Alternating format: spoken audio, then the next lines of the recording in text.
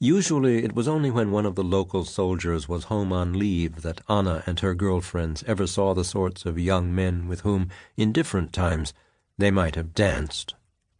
And as the war had dragged on, the pool of marriage prospects, in Anna's mind often enough that meant merely her older brother Werner's acquaintances, dried up completely.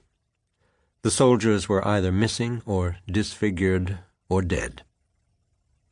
But then came the POWs, 7 of them, sent from the prison camp to help with the harvest. And a week after the POWs arrived at Kamenheim, when the corn was almost completely harvested and everyone was about to begin to gather the sugar beets and the apples, there came 4 naval officers in search of a plow. They were planning to mark a groove through the estate that would be the start of an anti-tank trench. When it was complete, the trench would span the length of the district, bisecting some farms, skirting the edges of others.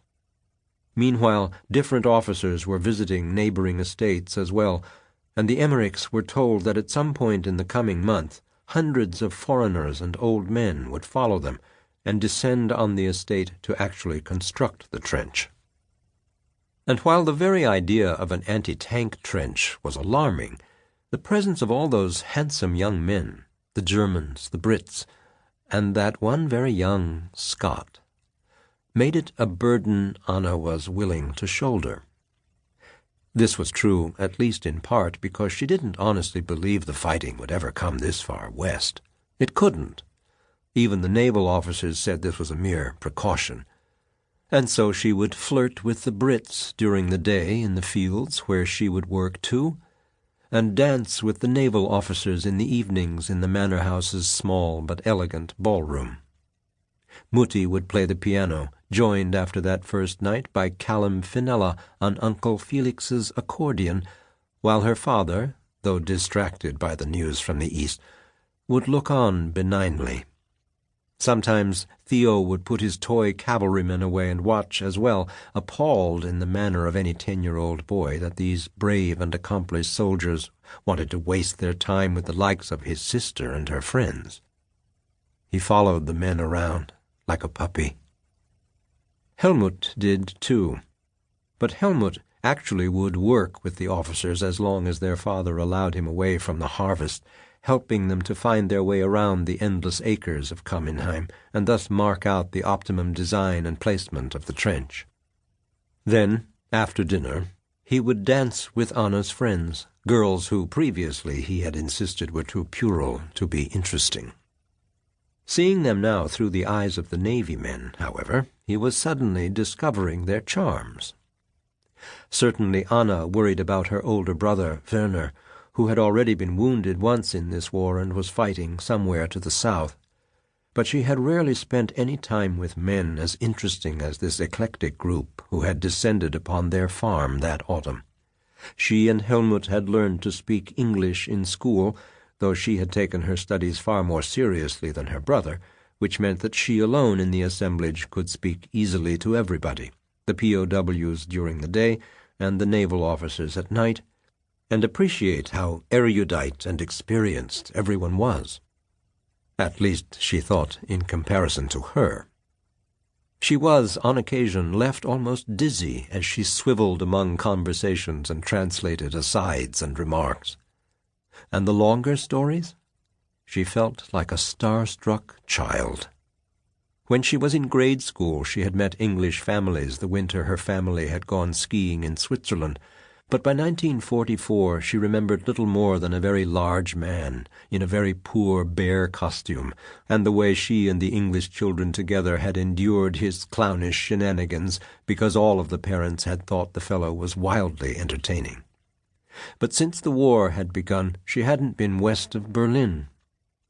In the early years they had still taken summer holidays on the beaches of the Baltic or ventured to Danzig for concerts, but lately even those trips had ceased completely. 2 of their POWs, however, had seen the pyramids. Another had been to America. And Callum, the youngest of the group, the tallest of the group, and the only one from Scotland, had been born in India, where his father had been a colonial official and had traveled extensively throughout Bengali and Burma and Madras as a little boy. Even the German naval officers were more interesting than any of the country boys or men she had met in her district. They, too, had seen places in Europe and Africa she'd only read about in books. Initially she had worried that there might be unpleasant sparks when the Germans and the Brits crossed paths, especially on the first morning when the naval officers would be marking out a segment of the anti-tank trench in the very same beet fields where the POWs were working. But the two groups of men had largely ignored each other. It was the next day, when she was working alongside the prisoners in the apple orchard, that one of the POWs, that exuberant young giant named Callum, segued from the usual flirtatious banter to which she had grown accustomed and had come to expect from him, to guarded innuendos about Adolf Hitler, and then, even more problematic in some ways, to questions about the work camps. "You're such a nice girl, Anna, and so sharp," he said, as the two of them stood together beside a particularly wiry tree, resting for a moment mid-morning. There was a military policeman who must have been somebody's grandfather standing guard 100 meters away, but he was so old he probably wouldn't have heard a word they were saying if they had been standing directly beside him.